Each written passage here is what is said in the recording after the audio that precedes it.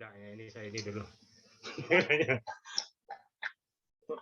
Katanya dia berapa lama di partai? Saya terakhir enggak di partai.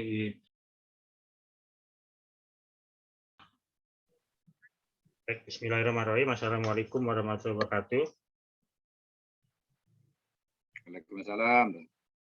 Waalaikumsalam warahmatullahi wabarakatuh. Waalaikumsalam warahmatullahi wabarakatuh. Materinya sudah kelihatan ya. Materinya ada di Siakap, itu saya taruh. Tinggal di download, simpan. Pena ini nanti. Kita telip meeting.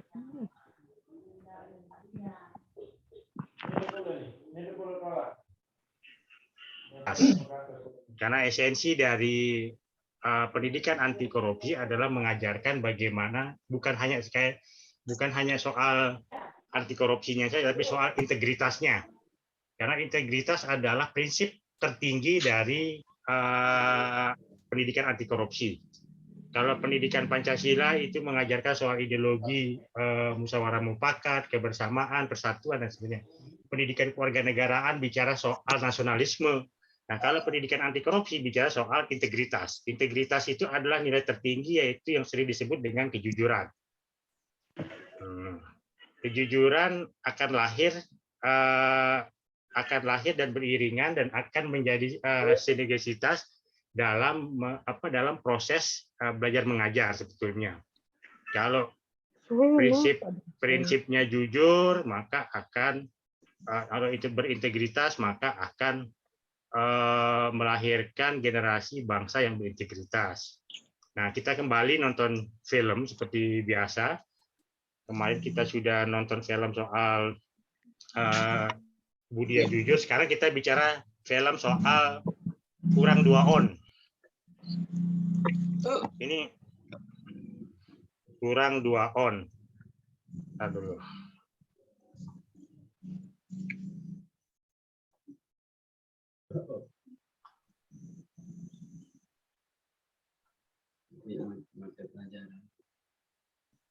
Pendidikan anti korupsi. Rektor. Pak Jen. Kelihatan filmnya? Pak Jen. Jelas, Pak. Jelas. Nggak bisa saya. Masih nama saya. Terlihat ya? Terlihat. Ya.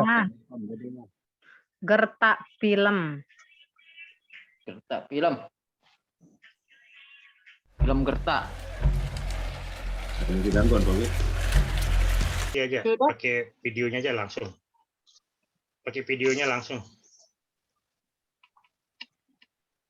Agak sinyalnya agak lemah ini. Iya, Pak. Muncul tapi putus-putus. Pakai videonya langsung aja. Malam Jumat, lemah sinyal nanti ya Pak dosen. Bu Erna ini pas-pas aja nih komen. Rosdiana itu bukan Bu Erna. Iya, selamat malam. Kita jadinya kan kelam Jumat. Jangan mancing-mancing. Kelam Jumat. Ros itu suka mancing dari keruh dia. Miss Supardi lagi nginep masalahnya tuh. Saya putar.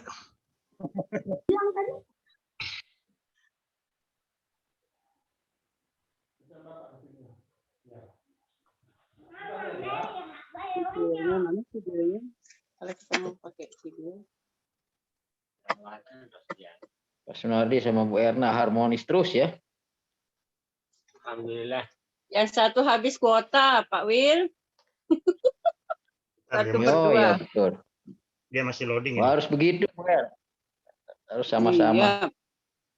Betul. Untuk Masih mengirim loading kota ya, kan. Pak? Agak lambat.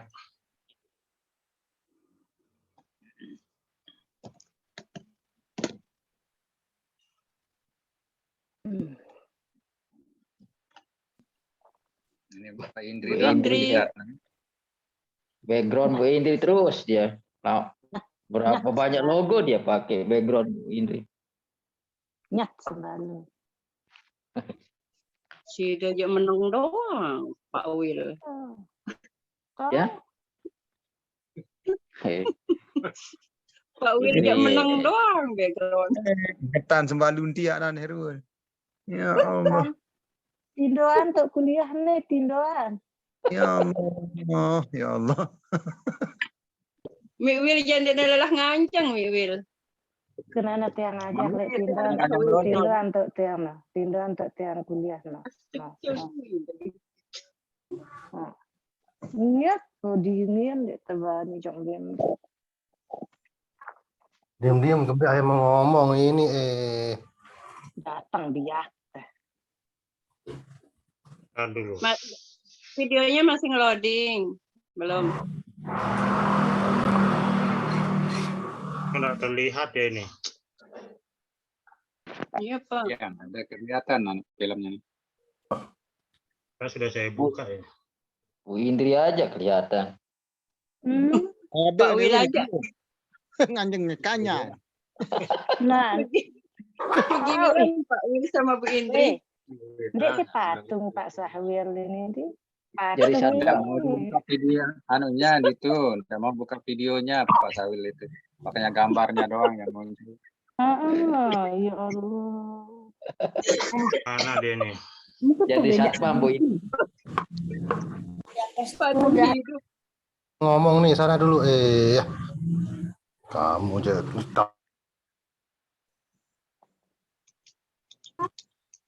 Ya, saya angkatan ini milion apa? Kus ini milion angkatan. Saya undang no waktu wadi dia. Kemarin Baik. kus ini baru. Assalamualaikum Pak Ustadz.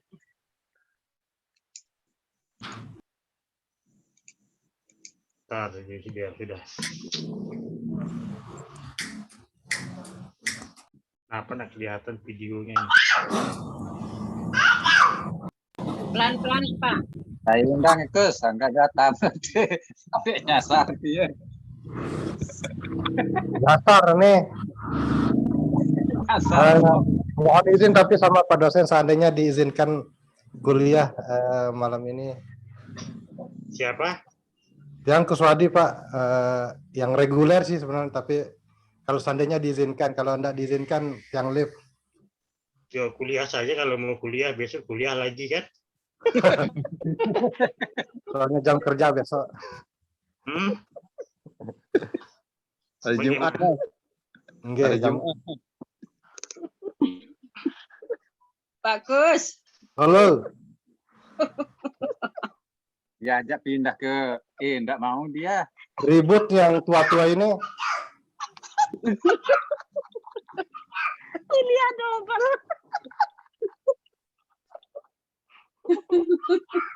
Belum pakai karena bajang doang. Baru Kelihatan kedua ya? doang. Apa? Belum. Belum Pak. Masih ngeloading Pak. Kuburannya Bu. Nah. Judulnya doang. Aduh, Judulnya aja. kok jadi pawan? Kok Mami? Apa yang terlihat? Videonya kelihatan. Judulnya. Belum masih muter-muter Pak. Judul film doang. Gertak Namanya film. Pak. Iya. Nah, dia tak- baru gertak film aja Pak. Oke, kita mulai ya, supaya nggak kerekam Mulai. suaranya. Saya Oke. mute ya. Iya Pak.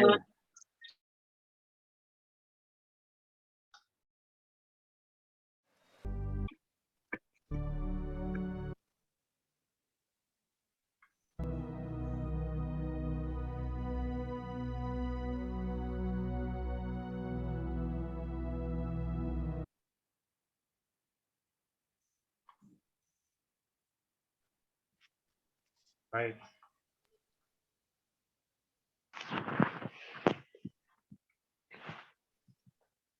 Baik, itu tadi dalam kurang 2 on. Ada yang mau cerita tidak soal dari film yang tadi itu seperti, nah dari film kurang 2 on tadi itu, pelajaran apa yang bisa dipetik Pelajaran apa yang bisa dipetik dari film Kurang 2 On itu? Ada yang mau? Sekecil, Belajar dari kebiasaan. ini Bu, Pak, sekecil apapun kecurangan itu tetap salah, Pak. Sekecil Tetap kita dianggap korupsi. Seperti sekecil itu. apapun. Yang lain? Tadi udah sekecil apapun kecurangan itu dianggap tetap korupsi. Yang lain ada nambahan?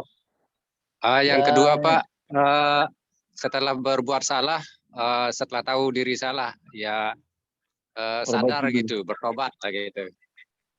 Dan Tidak mengulangi. diperbaiki. Ya, memperbaiki kesalahan. Baikin kesalahan. Ada yang lain? Kejujuran lebih penting, Pak. Kejujuran lebih penting. Iya, yang utamakan. Kejujuran dan setelah Kita untuk mengajarkan generasi kita untuk berlaku jujur sedini mungkin, jujur biar kelak terbiasa sampai dewasa. sampai dewasa. Yang lain ada yang nambah? Kejujuran Ada itu yang anak muncul kecil karena itu, Pak. kebiasaan, Pak. Kejujuran itu menentukan kebiasaan. Masih ada yang peduli, Pak. Masih ada itu peduli. Dia ngasih masukan, nasihat sama anak kecil itu, Pak. Sama anak kecil itu. Baik. Baik, hampir semua menyampaikan soal kejujuran. Itu adalah hal yang penting. Itu dari awal kuliah. Di awal tadi kita sudah menyampaikan soal integritas. Itu adalah prinsip yang utama dari soal anti korupsi. Integritas itu dilandasi oleh nilai-nilai kejujuran, nilai-nilai transparansi, nilai-nilai partisipasi, nilai-nilai akuntabilitas. Nah, film Kurang 2 On ini itu mensyaratkan kita kemudian apa yang dilakukan oleh anak kecil tadi mengurangi timbangan itu tidak jauh dari persoalan perilaku orang tuanya yang dia lihat. Jadi kemana orang tua itu yang kemudian dia ikutin. Contoh. Nah, menjadi contohnya. Jadi orang tua seharusnya itu mengajarkan soal tadi sama-sama kita sudah sepakat itu soal nilai kejujuran. Semestinya dari sejak kecil dia harusnya dididik soal kejujuran. Ketika dia jujur sejak kecil, maka besarnya pun dia akan jujur gitu. Tapi kalau sejak kecil dia diberikan contoh atau diberikan fakta, peristiwa atau kenyataan soal tidak jujur, dia akan mengikuti. Karena hal-hal yang bersifat orang akan sama seperti orang yang diam melihat sebuah kesalahan, dia akan diam. Karena dia merasa bersama-sama dengan orang yang lain, tapi ada satu orang yang kemudian berkata jujur untuk menghapus soal ketidakjujuran yang begitu banyak ini. Nah, ibu yang tadi kemudian di awal sangat keras kepada anak itu, kemudian dia menasihati, itu salah satu tipikal seorang ibu kemudian bagaimana cara mengajar kepada anak itu soal nilai kejujuran itu penting. Nilai kejujuran itu adalah prinsip yang paling utama dalam integritas. Orang akan percaya kita kalau kita jujur. Karena begitu kita tidak memiliki kejujuran, orang tidak akan pernah percaya itu. Atau orang bohong, sekali orang bohong pasti dia akan terus dikatakan orang yang berbohong itu. Nah, itu nilai-nilai yang mau disampaikan dari film yang tadi. Sangat singkat, 10 menit, tapi penuh makna soal pentingnya kejujuran. Bagaimana orang mau berkembang ekonomi kalau ada nilai ketidakjujuran di dalam proses jual beli di pasar misalnya. Nah, seperti ini. Bagaimana kemudian kita lihat gambar ini ya. Jadi ada to end corruption is my dream. Togetherness infecting in makes to dream come true. Orang selalu bermimpi bagaimana mengakhiri sebuah korupsi. Karena ketika orang korupsi mampu diakhiri, maka kesejahteraan itu dapat tercapai. Orang korupsi itu akan berdampak lebih luas kemudian. Ketika orang tidak jujur, misalnya contohnya kalau saja kita punya APBN, APBD tidak dikorupsi, tentu masyarakat di Indonesia ini akan sejahtera. Tentu pembangunan akan terus, pembangunan pasti akan berjalan. Tapi akibat praktek-praktek korupsi, kemudian banyak pembangunan yang tidak berjalan, banyak menimbulkan hutang, banyak kemudian menimbulkan bangunan yang seharusnya bisa bertahan 5 tahun, tapi karena dikorupsi itu hanya bertahan 1 tahun. 1 tahun. Nah, maka tidak ada lagi ibu-ibu, kalau orang sejahtera, tidak ada orang-orang kemudian ibu-ibu seperti yang di dalam gambar ini. Nanti mau kuliah. Tidak ada mungkin di gambar ini seorang ibu bergendong, mengangkat kartu dan seterusnya. Nah, pembahasan kita pada hari ini yaitu terkait soal korupsi dan perilaku koruptif. Korupsi, apa itu korupsi, apa itu perilaku koruptif, bentuk-bentuk korupsi dan perilaku koruptif, soal integritas dan sejarah perkembangan korupsi di Indonesia. Nah, ini bagian kemudian kalau korupsi itu tidak ada, mungkin tidak ada orang berebut beras. Tidak ada orang akan ngantri untuk membeli beras. Kalau hari ini tidak ada orang akan berebut untuk membeli minyak goreng misalnya. Kalau benar-betul tidak ada monopoli, tidak ada praktek korupsi, pasti tidak ada kelangkaan minyak sebetulnya.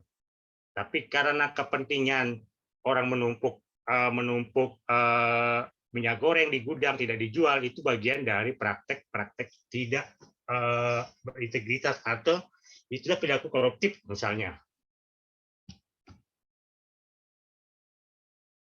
Korupsi dan perilaku koruptif. Kata korupsi itu berasal dari bahasa Latin. Dia sering disebut dengan corruptio. Itu menurut Fukema Andrea 1991 atau corruptus. Webster Studi Dictionary tahun 1960. Selanjutnya dikatakan bahwa korupsi itu berasal dari kata crumpere, suatu bahasa Latin yang lebih tua. Jadi sejak zaman Latin atau sejak zaman Romawi maupun zaman Yunani kuno, itu orang sudah mengenal yang namanya korupsi. Sering disebut dengan corruptus, corruptio, crumpere. Nah, dari bahasa Latin tersebut kemudian dikenal istilah corruption. Kalau di Inggris itu namanya corrupt. Kalau di Prancis namanya corruption. Nah, kalau di Belanda namanya korupsi atau korupsi. Ya, kemudian bahasa Belanda yang tadi korupsi di Indonesia menjadi korupsi. Nah, arti kata korupsi secara harfiah adalah kebusukan. Jadi korupsi itu adalah hal yang bersifat buruk, itu korupsi. Keburukan, kebejatan, ketidakjujuran, dapat disuap, tidak bermoral, penyimpangan dari kesucian. Itulah korupsi. Jadi dia bisa bersifat busuk, orang itu busuk, maksudnya itu praktek-praktek busuk itu adalah praktek-praktek melakukan markup misalnya, melakukan markdown misalnya, markdown terhadap anggaran, itu praktek-praktek busuk. Keburukan itu adalah praktek-praktek korupsi yang kemudian dilakukan untuk kepentingan diri sendirinya, kemudian atau untuk kepentingan perusahaannya, atau untuk membuat orang lain menjadi kaya, itu juga bagian dari sifat keburukan, kebejatan, dan ketidakjujuran. Dapat disuap. Nah, kita sebelumnya itu praktek suap misalnya. Orang mengurus surat di kantor desa harus mengeluarkan biaya sekian. Padahal proses pelayanan publik adalah proses yang wajib diberikan oleh para pelaku atau pemberi pelayanan publik, yaitu pemerintah. Karena pemerintah itu lahir dari pamong, pamong artinya adalah pelayan, maka dia harus memberikan itu kepada masyarakat, tidak harus mengeluarkan uang. Karena itu tugasnya. Tugasnya yang harus diberikan kepada masyarakat. Tidak kemudian hanya sekedar membuat surat, orang disuruh mengeluarkan uang sampai dengan 5.000. Orang disuruh mengeluarkan uang sampai dengan 10.000 misalnya. Padahal masyarakat sudah membayar pajak. Dari membayar pajak itu mestinya segala surat menyurat harusnya digratiskan. Nah, sejak kemudian bagian pelayanan publik adalah bagian yang harus gratis, yang harus diterima masyarakat, sejak saat itu kemudian tidak ada lagi praktek-praktek di desa, di tempat-tempat ruang publik itu yang wajib mengeluarkan biaya. Kecuali hal-hal yang terkait yang diatur oleh sebuah undang-undang atau hukum. Misalnya, itu baru diwajibkan untuk mengeluarkan biaya. Nah, di Malaysia terdapat peraturan anti korupsi yang dipakai kata adalah rasuah. Itu kalau di Malaysia namanya rasuah. Itu berasal dari bahasa Arab riswah. Nah, menurut Kamus Umum Arab Indonesia artinya dengan korupsi adalah artinya sama dengan korupsi. Itu menurut bukunya Andi Hamzah tahun 2002. Riswah atau suap secara terminologis berarti pemberian yang diberikan seseorang kepada hakim atau lainnya untuk memenangkan perkaranya dengan cara yang tidak benar atau untuk memperoleh kedudukan. Al-Misbah, Al-Munir, Al-Fayumi, Al-Muhalla, Ibnu Hazim. Itu. Nah, di dalam kitab Al-Misbah, Al-Munir, Al-Fayumi, Al-Muhalla, Ibnu Hazim itu riswah. Riswah itu ya menyuap hakim. Nah, bagaimana kemudian kalau praktek-praktek orang pencari keadilan dilakukan dengan cara suap menyuap? Nah, itu yang kemudian menemukan sebuah keadilan tapi dengan cara disuap. Itu yang kemudian merugikan orang lain. Itu yang biasanya disebut dengan riswah dalam bahasa Arabnya. Sama dengan suap, istilah kita itu atau bahasa Indonesianya itu gratifikasi. Orang memberikan suatu atas dasar kepentingan. Kalau kita andang-andang, Pak. Andang-andang atau uang terima kasih. Nah, itu yang tidak dibenarkan. Kepeng bedok Pak ide ya. Jadi semua ulama sepakat mengharamkan yang namanya riswah yang terkait dengan pemutusan hukum. Bahkan perbuatan itu termasuk dosa besar. Itu semua para ulama sepakat bahwa riswah itu adalah perbuatan yang diharamkan, yang tidak boleh dilakukan sebetulnya. Karena pemberi dan penerima suap itu sama-sama adalah melakukan perbuatan tercela, perbuatan yang busuk, perbuatan yang tidak beretika kemudian. Makanya sering kita sebut kenal dengan nama uangnya adalah uang subaat, karena uangnya adalah dari praktek riswah. Gitu. Nah, sebagaimana yang telah diisyaratkan beberapa nas Qur'aniyah dan sunnah nabawiyah, yang antara lain itu mengatakan bahwa mereka itu adalah orang-orang yang suka mendengar berita bohong, banyak memakan yang haram. Surat Al-Maidah ayat 42. Nah, Imam Al-Hasan Said bin Jubair menginterpretasikan akaluna lisuki dengan riswah.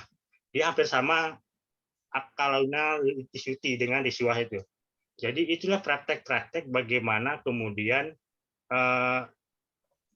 orang-orang ini terbawa kemudian dengan berita-berita bohong, kemudian banyak memakan hal yang haram, begitu ditakuti dia mau main suap. Nah, itu seperti itu yang terjadi.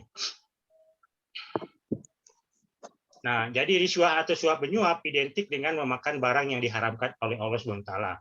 Jadi diharamkan mencari suap, menyuap, dan menerima suap. Itu sangat diharamkan. Begitu juga mediator antara penyuap dan yang disuap. Jadi perantara antara yang menyuap dan yang disuap. Hanya saja jumhur ulama membolehkan penyuapan yang dilakukan untuk memperoleh hak dan mencegah kezaliman seseorang. Itu kalau jumhur mengatakan orang boleh menyuap sepanjang untuk mencegah kezaliman. Kalau betul-betul praktek itu kemudian harus dilakukan agar tercapainya sebuah keadilan, maka itu dibenarkan. Itu kata jumhur ya, bukan kata Al-Quran. Nah, namun orang yang menerima suap tetap berdosa. Kasful Qona, kitab Kasful Qona 6 halaman 13-16. Nayatul Musnad 8243, Al-Qutubi, Ibnu Abidin, Al-Muhalla, Mutalib, Ulin Nuha. Itu jelas. Jadi orang yang menerima itu tetap berdosa. Orang yang memberi karena dia kepentingannya adalah untuk mencegah kezaliman, itu dibolehkan oleh jumhur. Nah, istilah korupsi yang telah diterima dalam pembendaharaan kata bahasa Indonesia adalah kejahatan. Kebusukan dapat disuap tidak bermola kejahatan dan kejujuran. S. Wujuwasito, WJS Purwoinata. Pengertian lainnya adalah perbuatan yang buruk seperti penggelapan uang, penerimaan uang sogok, dan sebagainya. Itu juga bagian dari koruptif. Itu adalah perilaku-perilaku koruptif. Nah, dengan demikian arti kata korupsi adalah suatu yang busuk, jahat, dan merusak. Berdasarkan kenyataan tersebut, perbuatan korupsi menyangkut sesuatu yang bersifat amoral, sifat dan keadaan yang busuk menyangkut jabatan instansi atau aparatur pemerintah, penyelewengan kekuasaan dalam jabatan karena pemberian atau menyangkut faktor ekonomi dan politik dan penempatan keluarga atau golongan ke dalam kedinasan di bawah kekuasaan jabatan. Nah, ini yang kita kenal dengan nama KKN, korupsi, kolusi, dan nepotisme. Jadi korupsi dan nepotisme itu adalah praktek-praktek perilaku-perilaku koruptif karena jabatan. Banyak orang kemudian mencoba praktek-praktek ini ketika mau masuk PNS misalnya, mau menjadi guru misalnya, mau menjadi pegawai negeri sipil atau apapun dia menjadi honor aja pakai uang misalnya, seperti itu. Padahal kalau dipikir secara logika misalnya, proses seleksi hari ini adalah tidak sama dengan proses seleksi 5 tahun yang lalu atau 25 tahun yang lalu. 25 tahun lalu orang banyak ditawarkan untuk menjadi PNS. Orang banyak ditawarkan untuk menjadi guru misalnya karena kekurangannya guru. Nah, tapi hari ini orang berebut menjadi guru sampai dia menggunakan praktek-praktek kotor itu, menyuap segala macamnya. Itu yang dimaksud kemudian itu adalah perilaku-perilaku dalam penempatan soal kedinasan dan seterusnya. Itu yang sering disebut dengan terkait soal jabatan-jabatan yang dalam keadaan yang busuk atau yang bersifat amoral, itu adalah bagian dari faktor yang kemudian menghambat soal ekonomi dan politik. Nah, bentuk korupsi itu pertama soal kerugian keuangan negara. Kenapa kemudian kerugian keuangan negara menjadi salah satu tertinggi dari faktor korupsi? Itu ada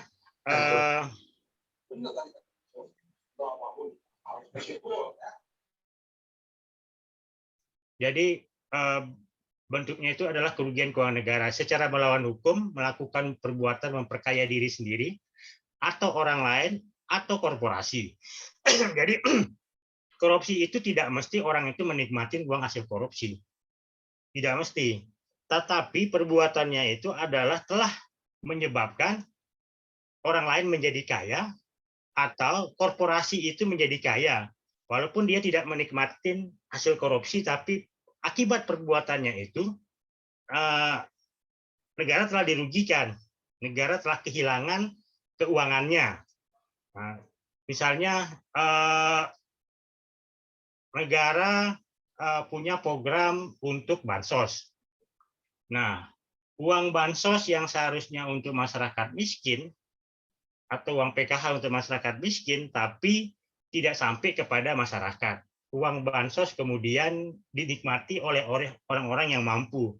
Orang-orang miskin yang seharusnya menerima tidak menerima. Semestinya kalau orang miskin menerima bansosnya, dia akan menimbulkan kesejahteraan. Nah, kesejahteraan dalam artian dia bisa beli beras, dia bisa beli gas, dia bisa beli lauk, dan dia bisa makan. Ketika dia bisa makan, maka dia bisa bekerja. Jadi itu. Jadi faktor ekonomi itu kemudian menjadi hal yang terpenting dari soal ketika korupsi terjadi. Faktor pertama yang akan hancur adalah persoalan ekonomi. Ketika uang negara dikorupsi, maka ekonomi akan hancur. Misalnya contohnya begini, kalau saja APBD itu tidak dikorupsi dan benar-benar digunakan sesuai dengan peruntukannya, maka masyarakat akan sejahtera. Kalau saja APBD dibelanjakan atau digunakan untuk pembangunan, maka pembangunan akan berjalan dengan benar. Orang tidak akan mencuri spek, orang tidak akan mencuri spesifikasi bangunan misalnya. Nah, dengan tujuan menguntungkan diri sendiri atau orang lain atau korporasi, disitulah terjadi yang namanya penyalahgunaan kewenangan, kesempatan atau sarana yang ada padanya. Misalnya dia adalah seorang pejabat negara. Pejabat negara ini dapat disamakan dengan ASN. ASN atau yang bukan non ASN, yaitu adalah jabatan yang melekat pada dirinya. Misalnya dia seorang kepala desa, dia seorang pegawai desa atau kelurahan itu sudah masuk kategori pejabat negara karena dia menerima gaji dari negara untuk melaksanakan fungsi pelayanan publik. Tapi fungsi pelayanan publiknya setelah disalahgunakan karena adanya kesempatan dan ada sarana yang ada padanya. Nah, itu yang kemudian dikatakan dia adalah bagian dari kemudian pelaku koruptif. Sampai di sini dulu ada pertanyaan. Silakan, Pak. Ibu. Sedikit Pak dosen. Ya, silakan. Mohon izin. Tadi berkaitan dengan korupsi. Tadi di awal ada pemaparan berkaitan dengan ada istilah sogok menyogok. Kalau kita berpikir sebenarnya ini kan korupsi itu merugikan salah satu pihak lah. Nah, ternyata kita menyogok kan menguntungkan pihak yang lain. Kok bisa masuk di korupsi Pak dosen? Padahal kita memberikan keuntungan kepada orang lain, tapi itu dalam sifat yang tidak baik. Nah, itu gimana kan? Intinya korupsi itu mengambil hak yang bukan hak kita. Sogok menyogok misalnya dalam posisi perkara atau dalam posisi penegakan hukum. Penegakan hukum itu misalnya orang seharusnya menjadi tersangka. Dengan adanya uang, dia menyogok. Akhirnya dia tidak jadi tersangka. Nah, kalau dia jadi tersangka, maka ada pihak yang tidak dirugikan. Pihak yang tidak dirugikan adalah pihak pelapor misalnya.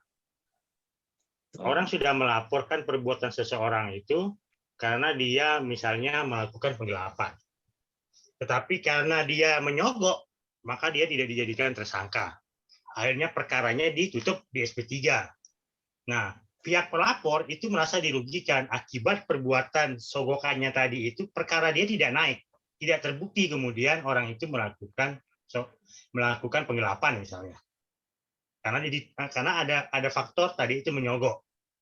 Orang yang seharusnya menang, tapi karena dia punya uang, orang yang lawannya ini, dia sogok hakim. Orang yang nyogok ini seharusnya kalah. Oleh hakim, diputus orang yang nyogok ini menang, padahal seharusnya dia kalah. Orang yang tidak nyogok ini yang seharusnya menang. Nah, akibat faktor uang tadi itu, orang yang seharusnya menang menjadi kalah. Di situ. Di situ kemudian faktor itu akhirnya menyebabkan, karena perbuatannya itu, si A si B, kita anggap A sama B. Si A ini orang yang menyogok, si B orang yang tidak menyogok. Dalam proses persidangan, si A ini mengeluarkan uang agar dia menjadi menang. Padahal perkaranya adalah seharusnya kalah. Menyogok dia di balik faktanya. Dia menang. Si B kalah. Nah, akibat sogok menyogok ini ada orang yang diuntungkan. Ya, orang yang diuntungkan adalah orang yang menerima sogokan. Itu pertama. Memperkaya orang kan jadinya. Memperkaya orang kan jadinya Pak. Nah, padahal dia bekerja sebagai hakim adalah dalam sumpah jabatan misalnya. Dia sudah punya gaji. Dia sudah punya gaji, sudah punya tunjangan, sudah punya remunerasi. Tapi karena dia menerima uang suap, akhirnya pendapatannya menjadi lebih meningkat dari temannya yang lain yang tidak menerima sogokan. Nah, faktor ini yang kemudian, ini salah satu kemudian faktor yang menghambat pendapatan, kekayaan itu diperoleh bukan dengan cara yang benar misalnya. Itu salah satunya. Orang tes CPNS misalnya. Orang mau menjadi PNS. Seleksinya dilakukan secara terbuka. Diumumkan secara terbuka. Tiba-tiba ada orang main belakang menyogok untuk dia bisa lulus ke nomor 1. Padahal posisi dia adalah di nomor 5 yang tidak lulus. Tapi karena sogokan itu dia bisa naik ke nomor 1. Nah, di nomor 1 itu telah merugikan orang yang tadinya nomor 1 tidak menjadi lulus. Orang yang tidak lulus, dia menjadi lulus.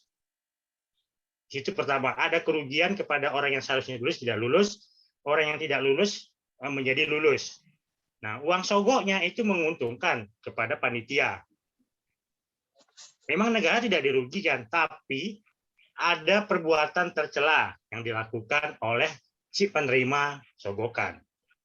Padahal dia bekerja, sudah digaji, sudah menerima honor yang sama dengan yang lainnya. Tapi akibat perbuatannya itu, dia menggunakan jabatannya dia, sarana yang ada padanya, dan kesempatan yang ada padanya. Gitu. Selalu faktornya itu ditentukan oleh tadi itu. Ada perbuatan melawan hukum, ada penyalahgunaan wewenang, ada kesempatan sarana yang ada padanya. Gitu. Siap, Pak dosen, siap. Tidak mungkin orang yang tidak menjadi panitia itu bisa meluluskan seseorang. Itu tidak mungkin. Pasti yang menjadi panitia yang bisa meluluskannya. Nah, orang yang memberikan dia SK tidak tahu kemudian orang itu sudah menerima uang sogok. Saya ambil contoh ini, sepak bola gajah misalnya. Sepak bola gajah itu orang main pengaturan skor misalnya.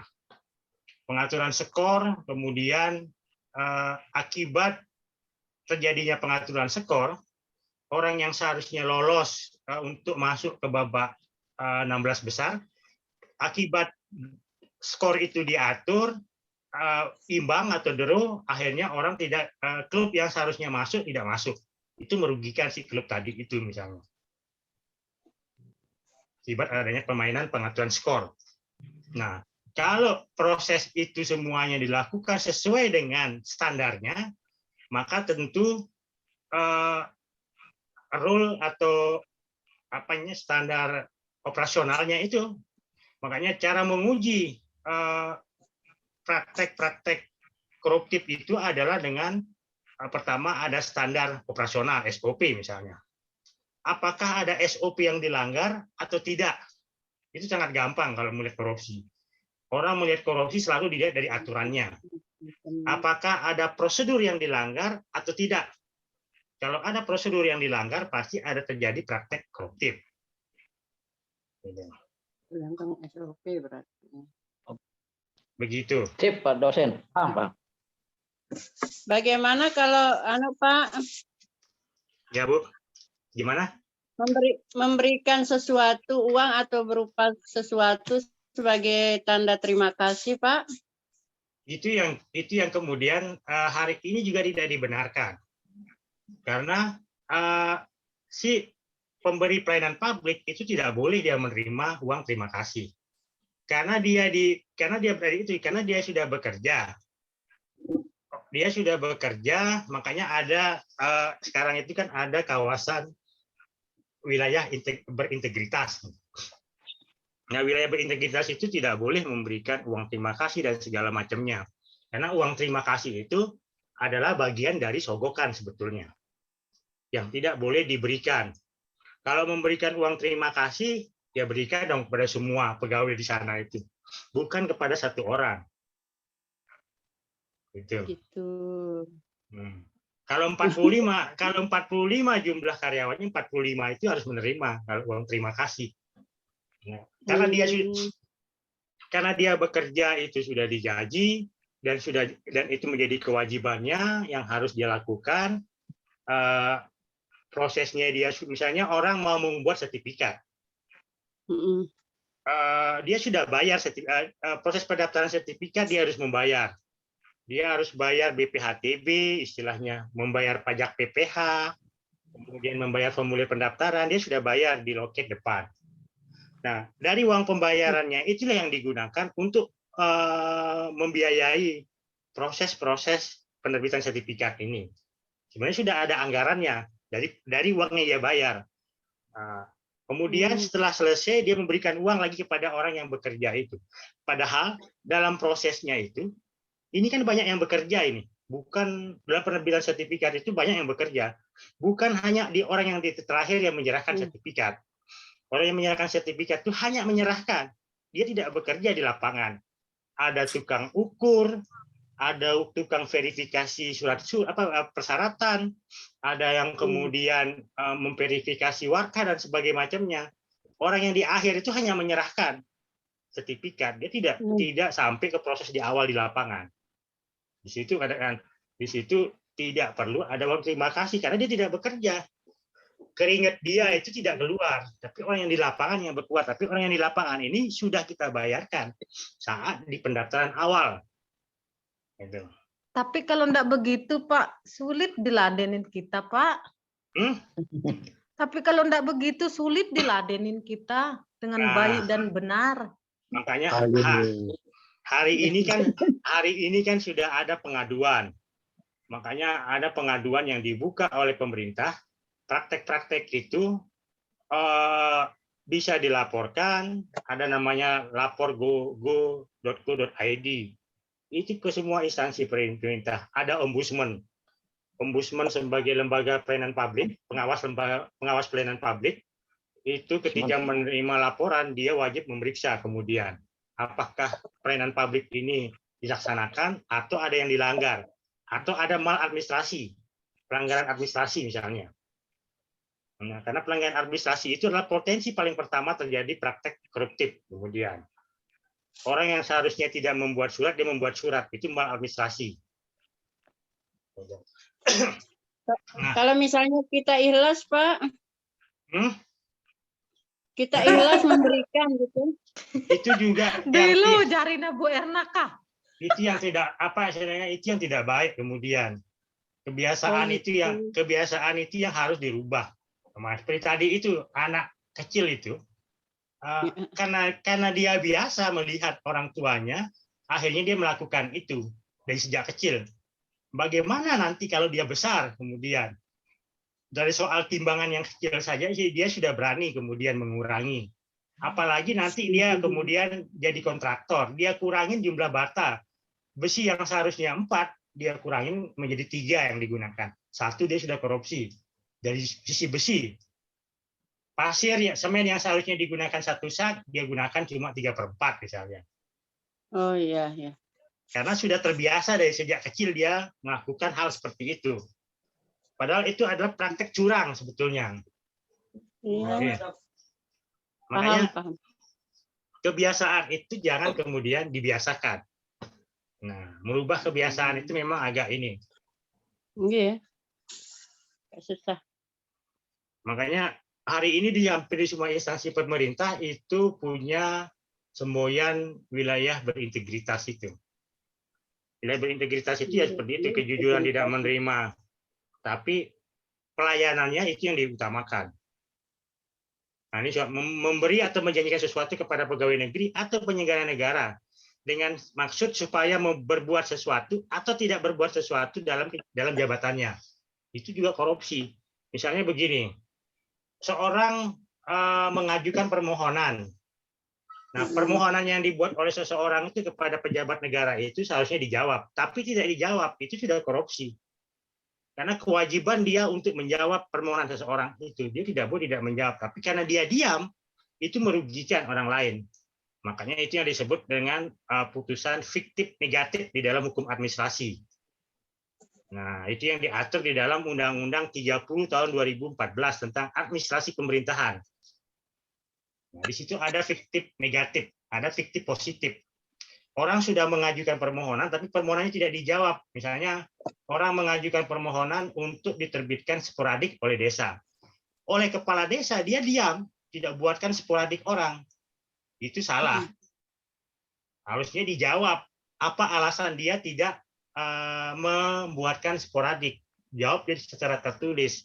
Nah, misalnya Bapak-bapak, ibu-ibu ini bekerja. Secara administratif, itu wajib dilakukan.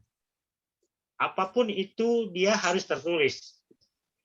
Mau memerintahkan seseorang itu tidak bisa dengan cara lisan. Misalnya menyuruh orang untuk melakukan pemotongan terhadap gajinya, itu tidak bisa secara lisan. Kalau betul-betul ada aturannya, ya harus dilakukan secara tertulis. Tidak bisa dengan lisan. Kalau begitu lisan kemudian itu dilakukan, apa dasar hukumnya? Pertanyaan pertamanya, apa dasar hukumnya pemotongan ini misalnya? Sama seperti bansos misalnya. Syarat bansos adalah orang miskin.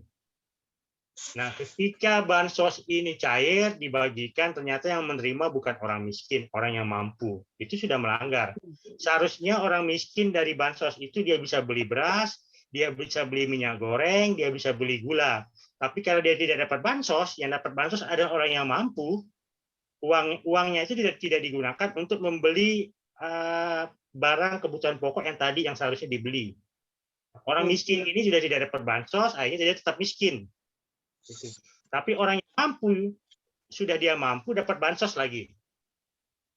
Nah, di situ masalahnya kemudian bansos tersebut. Jadi bansos yang peruntukannya orang miskin tapi diberikan kepada orang yang mampu.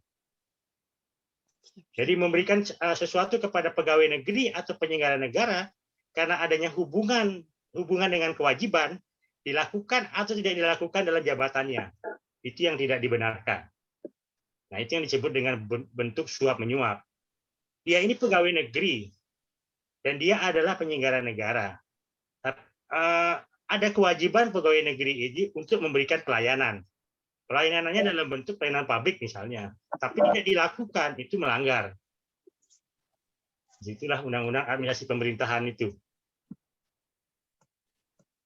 Nah, memberi hadiah atau janji kepada pegawai negeri dengan mengingat kekuasaan atau wewenang yang melekat pada jabatan atau kedudukannya, atau oleh pemberi hadiah janji dianggap melekat pada jabatan atau kedudukan tersebut. Nah, bagi pegawai negeri atau penyelenggara negara yang menerima pemberian atau janji, misalnya hakim tadi itu, jaksa, polisi, inspektorat misalnya. Nah, bagi pegawai negeri atau penyelenggara negara yang menerima hadiah atau janji padahal diketahui atau patut diduga bahwa hadiah atau janji tersebut diberikan untuk menggerakkan agar melakukan sesuatu atau tidak melakukan sesuatu dalam jabatan yang berhubungan dengan kewajibannya. Itu. Dia memberikan uang, pasti ada maksudnya. Maksudnya apa? Untuk melakukan perbuatan curang misalnya. Atau kepala desa diberikan uang untuk diam saja. Jangan bertindak mengeluarkan surat-surat misalnya. Itu juga perbuatan curang. Gitu. Walaupun dia hanya diam. Nah, bagi pegawai negeri atau penyelenggara negara yang menerima hadiah padahal diketahui atau patut diduga karena bahwa hadiah tersebut diberikan sebagai akibat atau disebabkan karena telah melakukan sesuatu yang tidak melakukan sesuatu dalam jabatan yang bertentangan dengan kewajibannya. Nah, bagi pegawai negeri atau penyelenggara negara yang menerima hadiah atau janji padahal diketahui atau patut diduga bahwa hadiah atau janji tersebut diberikan karena kekuasaan atau kewenangan yang berhubungan dengan jabatannya atau menurut pikiran yang memberikan hadiah atau janji tersebut ada hubungan dengan jabatannya. Nah, memberi atau menjanjikan sesuatu kepada hakim dengan maksud untuk mempengaruhi putusan perkara, itu masuk. Memberi atau menjanjikan sesuatu kepada advokat untuk menghadiri sidang pengadilan dengan maksud untuk mempengaruhi nasihat atau pendapat yang akan diberikan berhubungan dengan perkara. Misalnya orang dibayar, pengacara kan banyak ini. Saya tidak menafikan, walaupun saya pengacara, saya tidak menafikan bahwa banyak praktek kotor yang dilakukan oleh pengacara yang tidak beretika. Dia menjadi pengacara penggugat. Oleh tergugat, pengacara ini disuap, dikasih uang supaya dia diam saja pada saat persidangan, tidak mengajukan bukti. Akibat perbuatan pengacara yang tadi saya jadi penggugat itu menyebabkan kliennya menjadi rugi. Karena ketidaktahuan kliennya akibat perbuatannya itu, akibat permainan kotor antar pengacara, misalnya. Itu banyak terjadi. Nah, hakim yang menerima hadiah atau janji padahal diketahui atau patut diduga bahwa hadiah atau janji tersebut diberikan untuk mempengaruhi putusan perkaranya. Itu masuk di dalam praktek-praktek pengadilan. Nah, pegawai negeri atau selain pegawai negeri yang ditugaskan menjalankan suatu jabatan umum secara terus-menerus atau untuk sementara waktu dengan sengaja memasukkan buku-buku atau daftar-daftar khusus untuk pemeriksaan administrasi. Misalnya daftar pengeluaran, daftar pemasukan, daftar barang, daftar aset misalnya dipalsukan. Itu juga bagian dari korupsi. Seharusnya pengeluaran 10 juta dia tulis cuma 5 juta misalnya. Itu korupsi dia 5 juta. Di dalam laporan bukunya itu, akibat laporan palsu itu menyebabkan ada yang dirugikan. Pegawai negeri atau selain pegawai negeri yang ditugaskan menjalankan suatu jabatan umum secara terus-menerus atau untuk sementara waktu dengan sengaja menggelapkan atau merusak atau membuat tidak ada atau tidak dapat dipakainya barang, akte, surat, atau daftar yang digunakan untuk meyakinkan atau membuktikan di muka pejabat yang berwenang yang dikuasai karena jabatannya. Itu juga bisa. Itu misalnya notaris. Notaris adalah pejabat umum. Dia diwajibkan membuat surat jual beli. Nah, sebelum surat jual beli dibuat karena uangnya tidak cukup, maka dibuatlah perikatan jual beli, perjanjian jual beli. Perjanjian jual belinya itu dilakukan dengan 3 tahap. Kalau dia sudah lunas, baru dibuatkan akte jual beli, baru sertifikatnya diserahkan. Nah, pada saat proses perikatan jual beli, si pemilik tanah itu menitipkan sertifikatnya di notaris, agar nanti ketika ada pelunasan, maka si notaris memberikan sertifikatnya kepada si pembeli, si penjual menerima uangnya. Dalam perjalanannya, notaris barang sertifikat yang ini itu sudah dibalik nama akibat perbuatan notaris si pejabat umum dengan membuatkan dia surat kuasa menjual yang tidak pernah dibuat oleh si penjual misalnya. Itu masuk kemudian. Jadi akibat perbuatannya itu orang lain menjadi rugi. Gitu. Nah, pegawai negeri atau pegawai negeri yang ditugaskan menjalankan suatu jabatan umum. Jadi sudah ya. Pemerasan. Nah, pegawai negeri atau penyelenggara negara yang dengan maksud menguntungkan diri sendiri atau orang lain secara melawan hukum atau menyalahgunakan kekuasaan yang memaksa seorang memberikan sesuatu, membayar atau menerima pembayaran dengan potongan atau untuk mengerjakan bagi dirinya sendiri. Misalnya seperti itu. Misalnya dia melakukan pemerasan. Orang ini dipaksa untuk mengeluarkan uang 10 juta. Kalau tidak mengeluarkan uang 10 juta, maka saya akan lanjutkan perkaranya. Tapi kalau mengeluarkan uang 10 juta, maka akan diberhentikan kasusnya. Itu pemerasan. Kasus pemerasan. Karena jabatannya dia gunakan.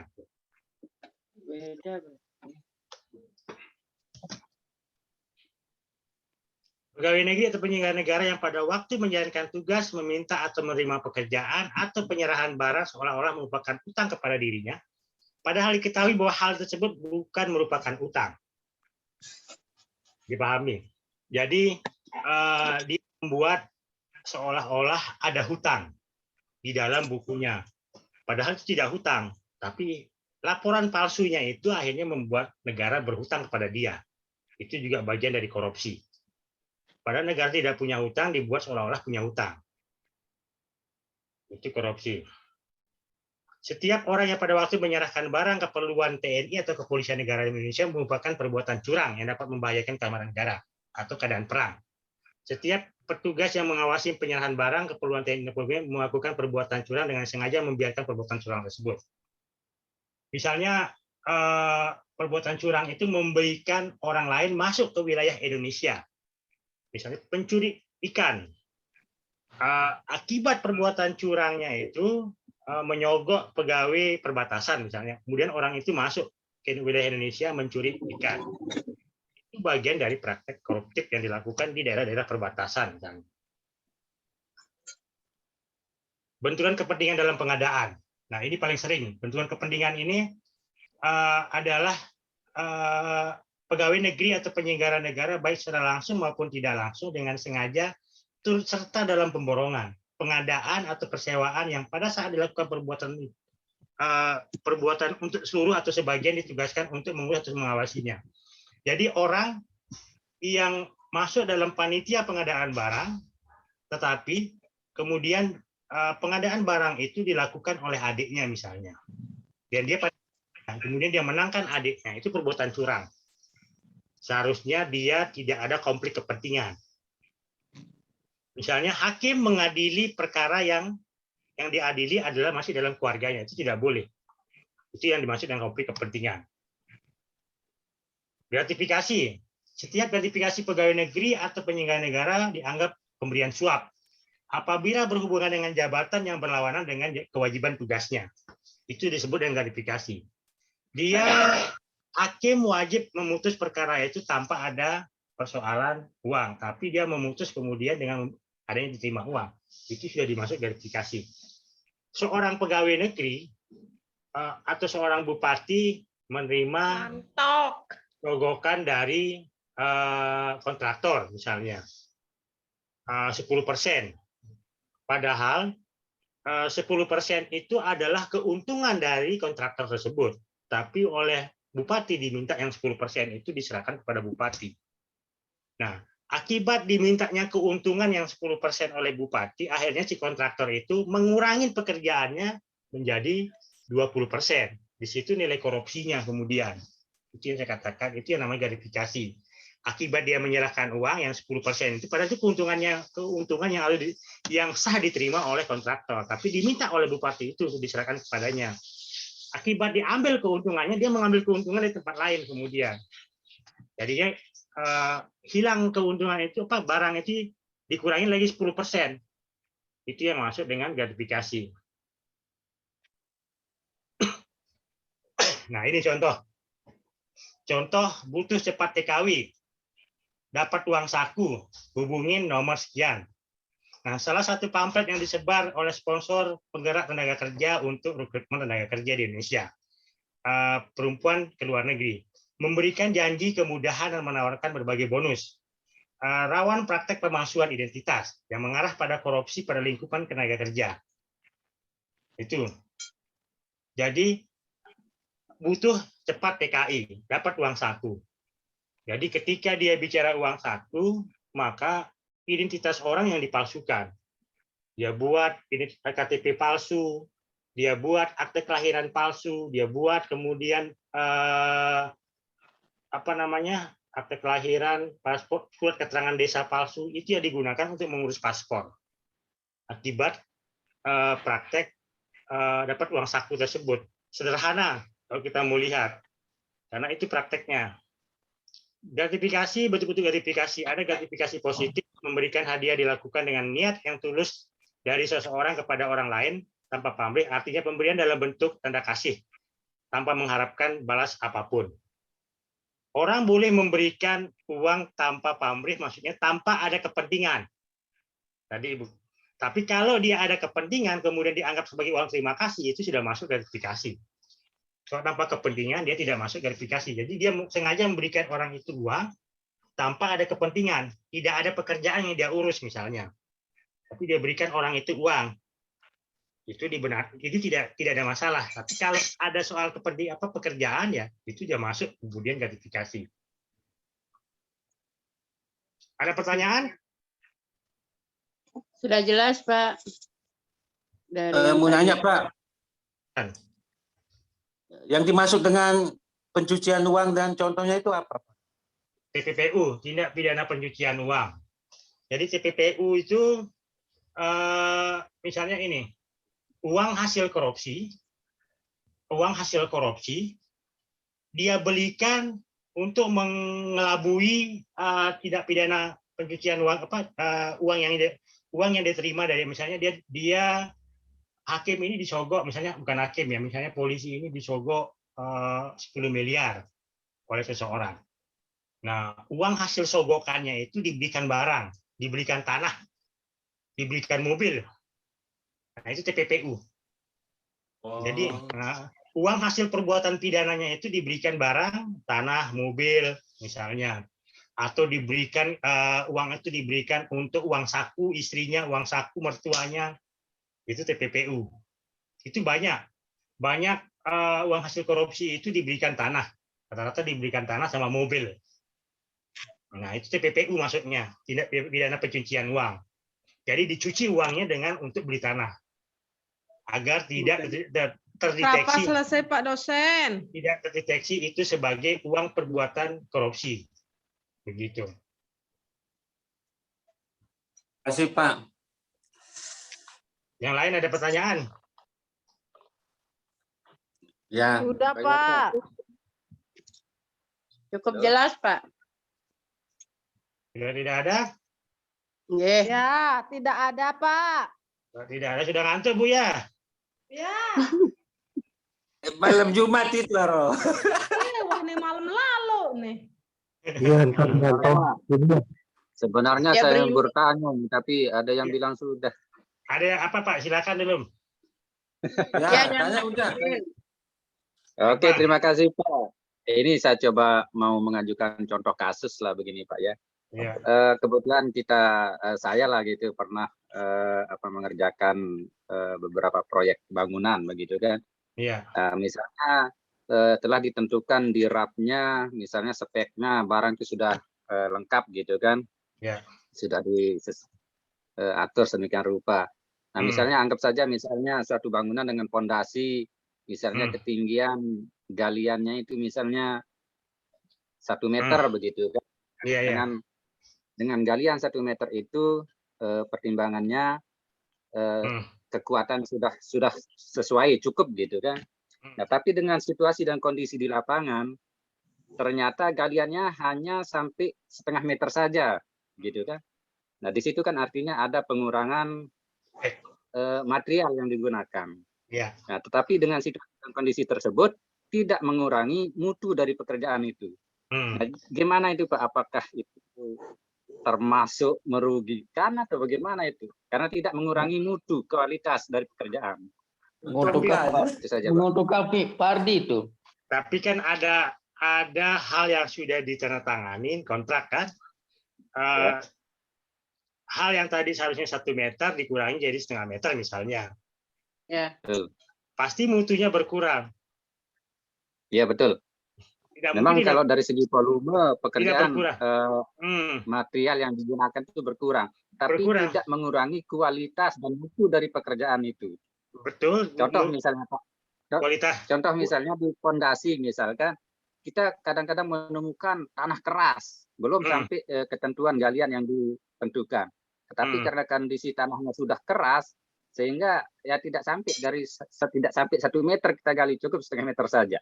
Artinya kualitas fondasi itu walaupun dia hanya 0,5 meter digali, tidak sampai 1 meter sesuai rapnya, tapi sudah kualitasnya sudah cukup gitu. Gimana tuh Pak? Itu yang kemudian kekurangan volume kan.